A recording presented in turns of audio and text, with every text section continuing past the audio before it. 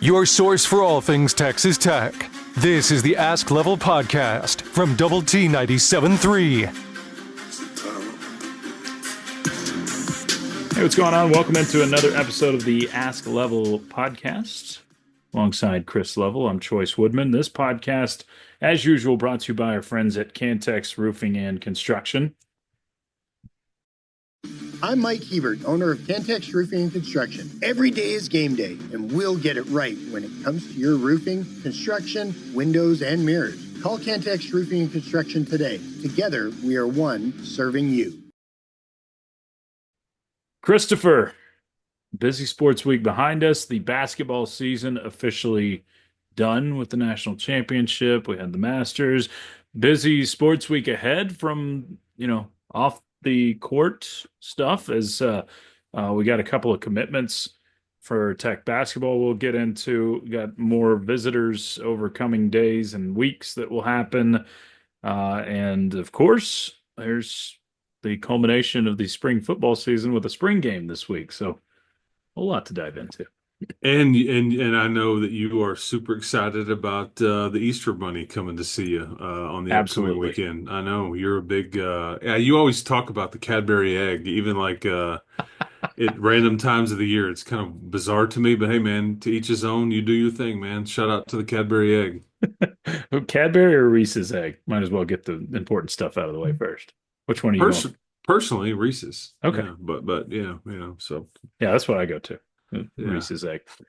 All right, Level. So let's start with football. I haven't talked a ton of football this spring because basketball has been, really good and hot and heavy. But football, we talked a lot of football last episode with your yeah, that's true addition. Yeah, David Bailey did take up a good chunk of last episode, as it should. But spring game coming up. We've got several questions. I'll kind of morph some of them into one. We'll just jump into questions from the get-go here because we've got a lot. One of them is who has impressed the coaching staff the most so far this spring? Who are some of the players that have really been standout performers for Tech? Well, I think most of the new guys have been impressive. I think that like the best way to answer that question is like maybe guys that have returned. Like I'll give you one on each side of the ball that I think have really put their best foot forward as far as returners that I think have been. Not that they were struggling or not that they weren't expected to take a step, but I think that maybe even above and beyond that is Sheridan Wilson and John Curry. Okay. I think both of those players have, I think if there anybody thought they're, and again, like, let me lay it out this way. John Curry was a non-starter last year. That may be changing based on what we're seeing here. And again, a ways to go. I also think that there may have been some thought that Sheridan Wilson, he may not, he may get bumped or he may get moved or he may not be able to hold on to his spot based on everything you brought in and then moving different pieces around. Sure. I think if anything, he has not only solidified his standing, but improved it. So I think there's you two.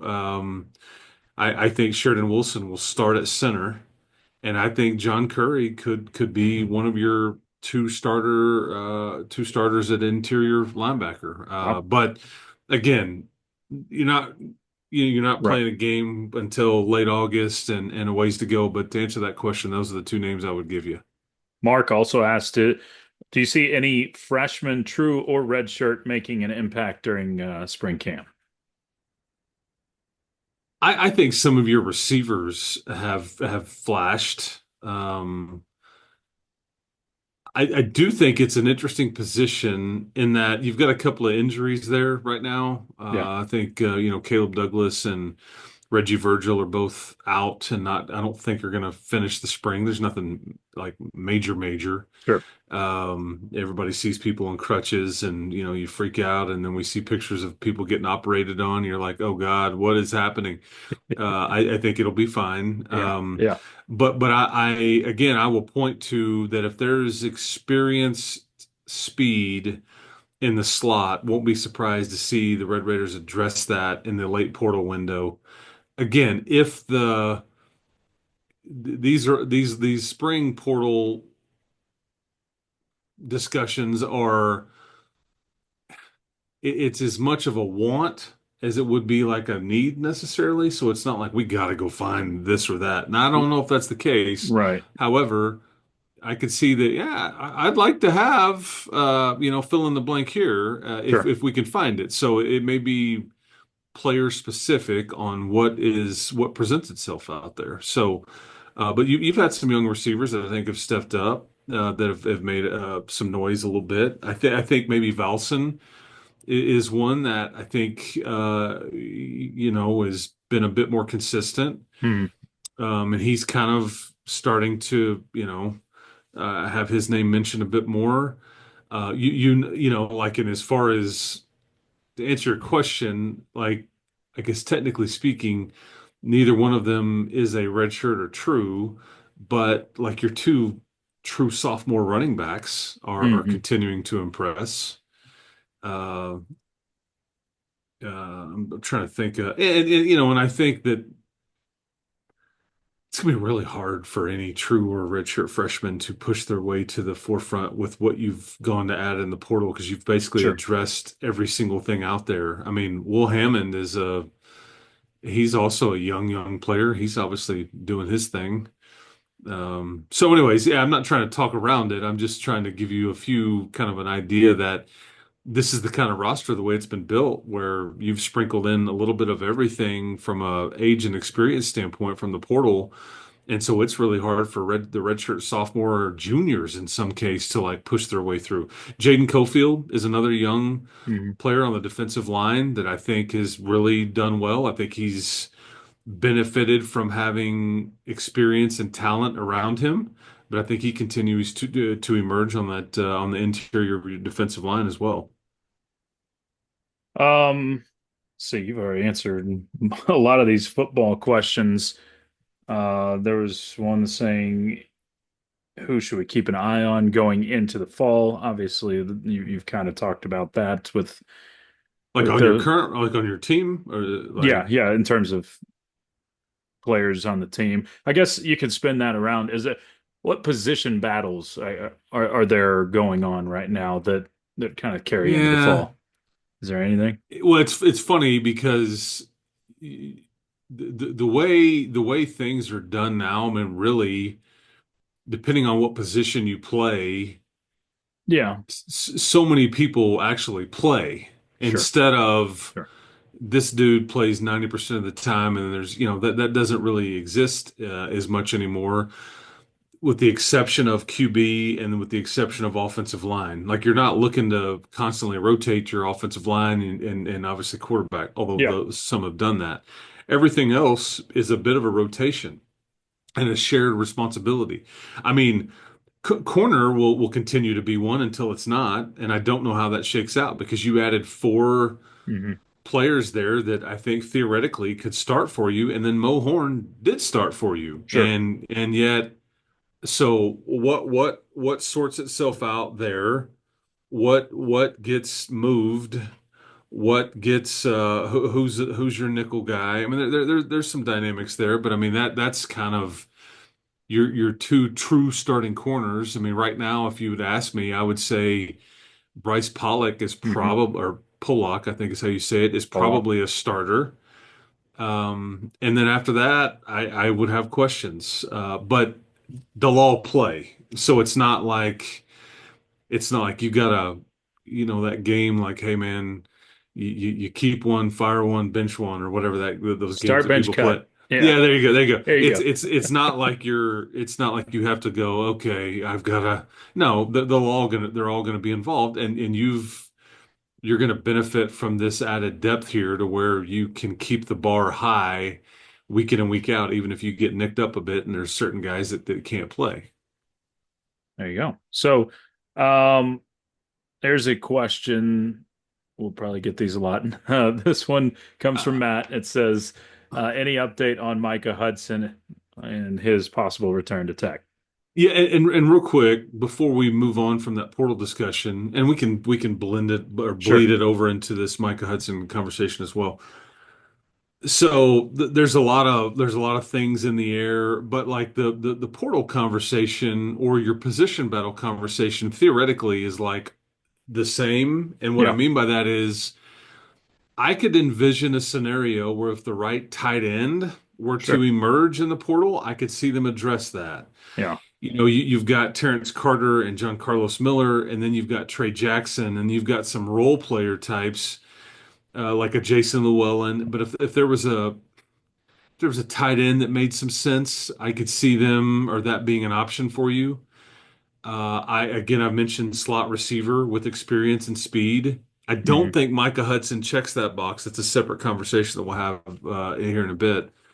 I do think safety, based on kind of the uncertainty with Chapman Lewis, who was a starter for you all year last year, and I think got dinged up in the bowl game. Yeah. I think if there was the right kind of free safety type that made some sense, I could see that being an option. Edge player was going to be that, not anymore. Not anymore.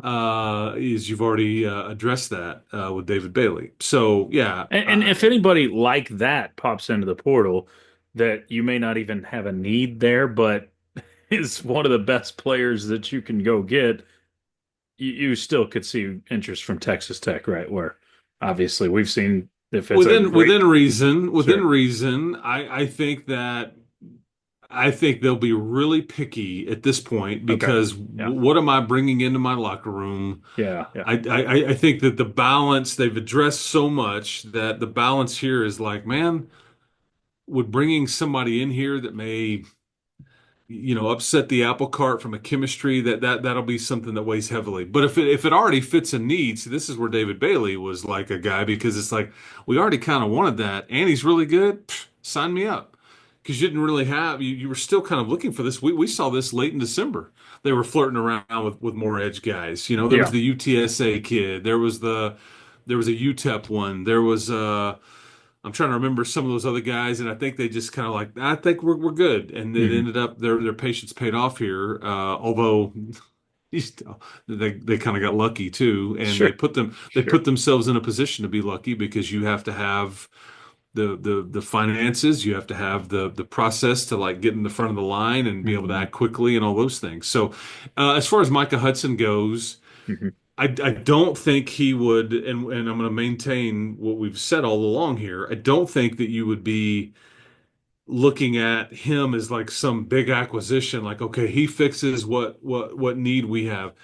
I as far as the portal and the receiver and the slot and all those kinds of conversations, I do think there may be a door open for him as a walk-on, and I wouldn't rule that out. If that marriage were to if everybody were to get remarried and undo the breakup, I think hmm, that's what it would look like.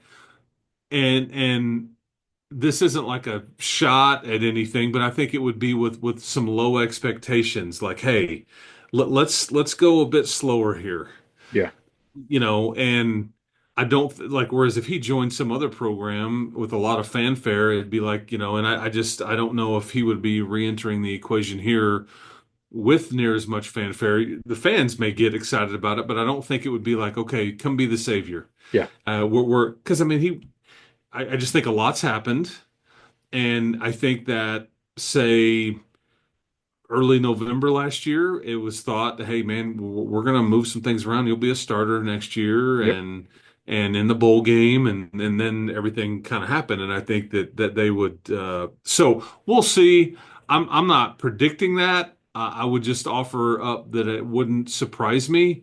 I think he's been a bit under the radar for the last 2 to 3 months, and I think there's probably mixed feelings internally about him being added back, but I think that would be vetted through, and I think everybody would be an adult and professional. And if there's a fit there, then I think they would pursue it. And my guess is that's already been talked through and vetted. And if it's going to happen, it's set to happen. yeah, And if it's not something that everybody's on the same page about, like with your leadership, then I would say that probably wouldn't even be something that they would even consider. But I tend to think it's the first part. I think that may be an option. We'll see. Again, I just be careful about expecting too much, whether I'm saying him rejoining, or if he does, then what does that look like? I think that a lot would still need to progress for him to factor in heavily Yeah,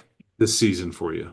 But he's very talented. sure, sure. So, level one more football-ish question here. Actually, a couple more. What is the format for the spring game? Do we know any of that yet? Have they announced it? No, they're going to draft teams, and there'll be some weird scoring system. And again, it's more of a celebration, and it's more of a please don't get hurt, anybody. I Yes. mean, I think your Yeah. ones, it's supposed to start at 2. I'd be willing to bet you that the prime time guys, and that's the thing, is like they can change it on the fly if they don't like the way it's going. It's like, hey, Yeah. let's keep this going, or hey, let's shut it down. I mean, whatever. But yeah, you'll. I mean, if you want to go see the size of some of these folks. Yes. Go look at scheme, even though you won't learn anything because they'll probably not show you a ton. And then focus on the short glimpses of some of the new pieces that you do see. But then, I mean, really, I mean, I would be focused on Will Hammond and Mitch Griffiths as much as anything. Yeah. What's that look like? Yeah, spring games are, again, I think they're going to be short-lived. I just don't know if we're going to continue down this path Yeah. long term with the way we've always known it. So, Well, something else that got attention over the weekend was Tennessee's spring game and a player, Nico, their quarterback, not going to play. you're not going to try his last name? Let me say it for you. Imaleava. Nico Imaleava. Yeah, that's Yeah. right. Yeah, there we go. Yeah. So Nico, yeah, their quarterback. So And we basically, we both had the same bad joke. That's terrible. hey, great I've minds, man. now And ours or too. Tara, and I'm now questioning everything about myself, that I'm now lumped in the same bad joke category as No, you. no, no. Jeez. Just embrace it, Level. Okay, Embrace it. sorry. Enjoy Okay. it. All right. Anyway, so Nico says if I'm not gonna get my $4 million, then I'm gonna leave you. And this whole thing, basically, I'm bringing this up because there was a question. This one comes from Peter. It says, "Is there anyone in danger of having these sort of relationships and problems on Tech's roster where this could happen at Texas Tech?" I mean, I can't say that to be sure. I don't think anything is imminent there. I think that Joey goes out of his way. If you pay attention to what he says and some of the things that he does, um, I think there's a lot of talking about, like like I think something he said recently that Tech put out was, if everything you would ever want in this sport and in this space is right here. You don't need to be looking anywhere else. And like Yeah. that's not a preemptive shot out there. Like, hey man, don't be. It's like we've taken care, great care of you financially. Everything is here facility wise. We've got a really good team. So, you'll see. I guess we'll all see together here pretty quick when the portal window opens. But True. some folks honestly won't make it, and some folks, I don't think there's anybody necessarily disgruntled per se, but I think some folks, will be kind of like, hey man, not really working out here, Yeah. or if you want to play, not going to happen here, those things. But that was happening anyway. But I don't believe that there's a Nico situation out over at the Big Red Spread over there. Big red spread. Yeah. I like it. Fancy Okay. football facility. So, all right, on to basketball. We've got quite a few basketball questions. We'll try to hit these as we go. Roberto asks, do we have any indication whether Fetty will stay or go? And are there anything to the rumors of a D5 return? I mean, Federico or someone like him, that's a back on the whole want and need conversation. Oh, that's Okay. a need.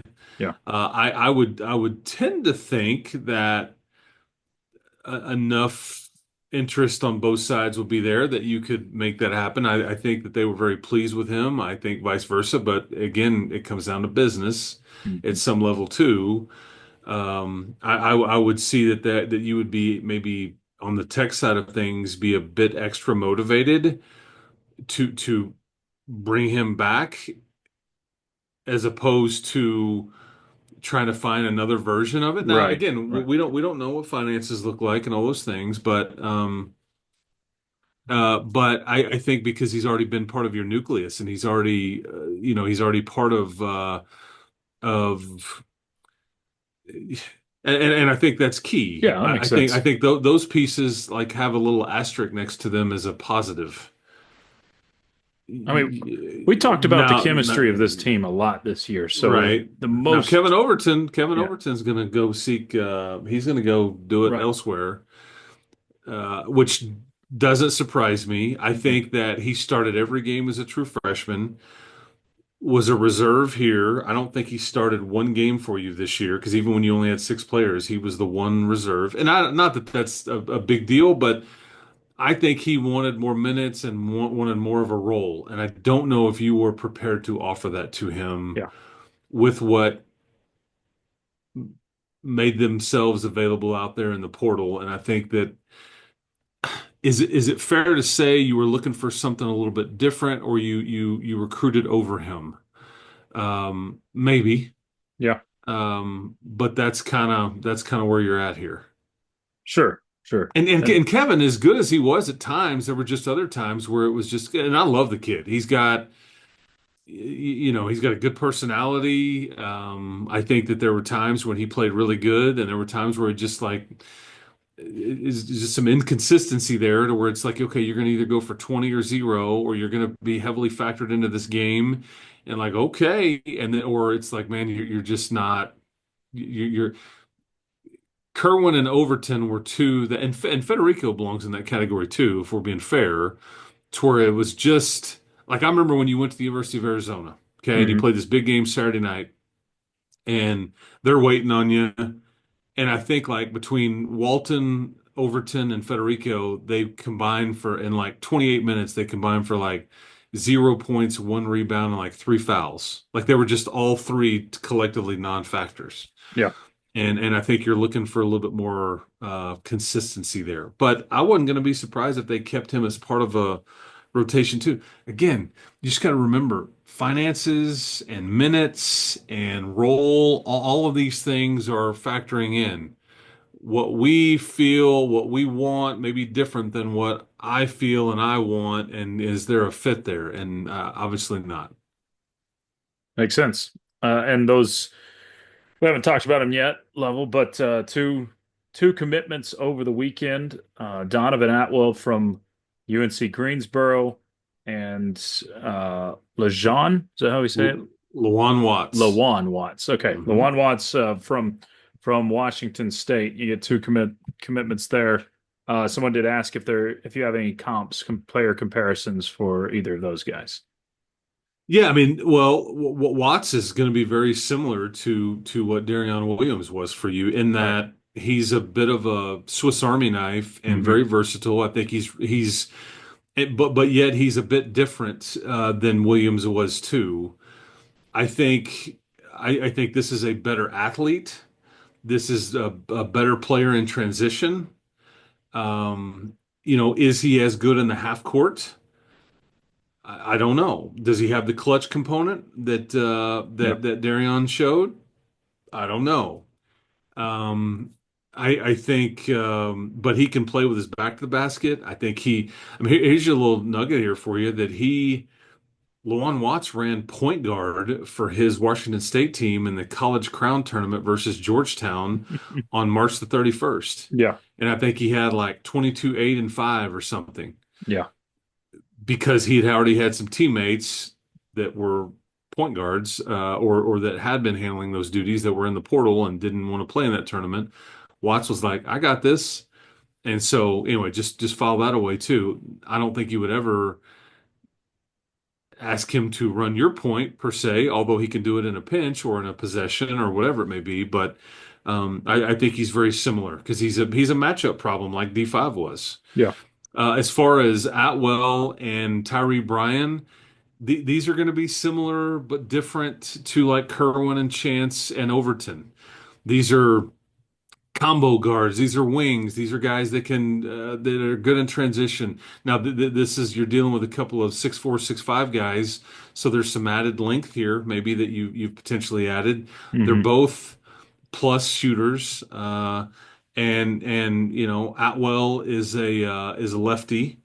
But they're both they move good without the ball and all those things. So how exactly do we compare him to? And I'm just going off of comps, it's like compared to like last year's team and the roles that everybody had. Sure. I don't know if Atwell is more Kerwin or Chance or Overton or same with Tyree Bryan, but I think that they are trying to collect quality pieces right now and then sort it. And because some of this stuff you feel like you have a handle on it in July, then some of it you feel like you've got a handle on it in late December, and then in early January you're like, huh, okay. Yeah. I mean, Elijah Hawkins comes to mind. Yeah. Yeah. But you're not done with what you still need another primary ball handler. Speaking of Hawkins. And you need to answer the question on the Fede or the big man part, and then there's something else because like I think Mario Lakuntak will fill that EY role, which is like kind of your added size that is like a back end of a rotation guy that you kind of try to develop and everything like that. But again, you need somebody that can play the five. For you, and you don't have that until Federico says yes. And then even then, I'm not even sure if you would still not want some additional help there. But still need another guard for sure. Sure. Another question. This one comes from Trisha. Where do players go when they go in the transfer portal, but school is still in session? Well, if you're Darrion Williams, you go to Finland. No, they don't go. I mean, most of these kids. This is like one of the things. It's a great question, by the way, because I think people don't really, there is no like building that's named the portal that they just go live there for a period of time, right? Yeah. Most of the time, like a Kevin Overton or an EY, they're still going to be in school here. I would be willing to bet you they're still in and around the Womble and they can work out. They're just not like on the team per se. Yeah. Unless there's some sort of circumstance where it's like the bridge is burned, I blew it up behind me. I hate everybody, we hate you, and I don't think that's the case. That's not how Grant would roll. They're still in school here. But they may be taking visits because most of these kids are in online classes, and so it's not like they just drop out of school right then and like they go. They've still got to finish out the semester and all those kinds of things. So it just doesn't mean that they're not following the current team's schedule with whatever because they're not necessarily a part of it anymore. But they could still go use the weight room and use the facility to get. I mean, it's just kind of how it goes. But yeah. All right, Level. We covered a lot of territory. There's still a couple of questions. We'll get to those next time as we continue to talk basketball off season and football spring game. We'll talk about the spring game and what we see there next time. Okay. It sounds good. Hope everybody out there has a happy Easter. Yes. Enjoy some spring ball. Shout out to Roy McIlroy for winning this phenomenal television on Sunday. Yep. The Augusta National it never disappoints. It's just tremendous theater. So that's one of those sporting events that it's a stop what you're doing. Absolutely, it is. Take it all in. Even if you're not a golf fan, right? That is just the amount of pressure. I can't even. It's amazing. Yeah. So anyway, shout out to everybody out there that listens to this, and Appreciate it. thank you to Cantex Roofing for being a part of this as well. Woodman, keep hope alive. We'll talk to you next time. Absolutely. He's Chris Level. I'm Chois Woodman. This has been the Ask Level podcast, brought to you by Double T 97.3. You've been listening to the Ask Level podcast, powered by Double T 97.3.